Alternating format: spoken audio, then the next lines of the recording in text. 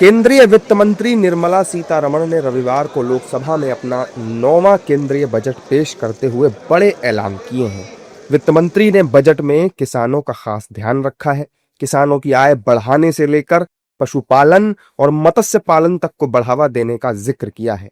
वित्त मंत्री ने बजट भाषण में किसानों की आमदनी बढ़ाने और खेती को मजबूत बनाने पर खास ध्यान दिया। उन्होंने साफ कहा कि सरकार का लक्ष्य डेयरी, मुर्गी पालन, बागवानी और खास फसलों के जरिए किसानों को ज्यादा कमाई के मौके उपलब्ध कराने का है। बजट 2026-27 में पशुपालन, मत्स्य पालन पर भी खासा जोर दिया गया है।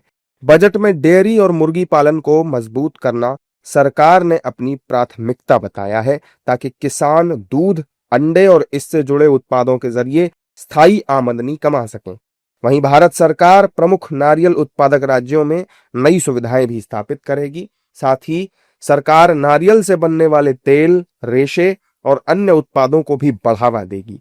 सरकार पशुधन किसान उत्पादक संगठनों को भी बढ़ावा देगी। इस बजट में मत्स्य पालन के क्षेत्र के लिए रिकॉर्ड 2,703 करोड़ रुपए का प्रावधान किया गया है। वहीं प्रधानमंत्री मत्स्य संपदा योजना के तहत 500 नए तालाबों के निर्माण और 12,000 नई मत्स्य सहकारी समितियों की स्थापना की घोषणा भी की गई है।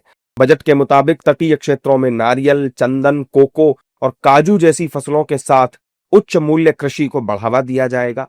पर्वतीय क्षेत्रों में बादाम, अखरोट और पाइन नट जैसे मेवों की खेती को प्रोत्साहित किया जाएगा और उत्पादन और उत्पादकता बढ़ाने के लिए नारियल संवर्धन योजना भी बनाई जाएगी। Again, enhance creation of livestock, dairy and poultry focused integrated value chains, and D, encourage creation of livestock farmer producer organizations.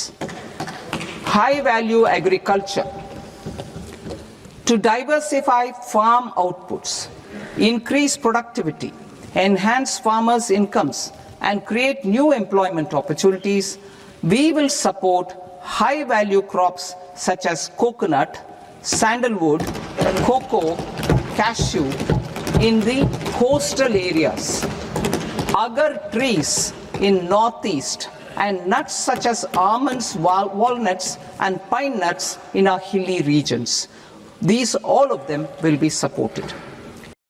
वित्त मंत्री निर्मला सीतारमण ने बताया कि किसानों को खेती के आधुनिक तरीकों की जानकारी उपलब्ध कराने के लिए बहुभाषीय AI टूल विकसित किया जाएगा। इसकी मदद से न केवल खेती में विविधता बढ़ेगी, बल्कि किसानों की आमदनी भी बढ़ेगी और ग्रामीण इलाकों में रोजगार के नए अवसर भी बनेंगे।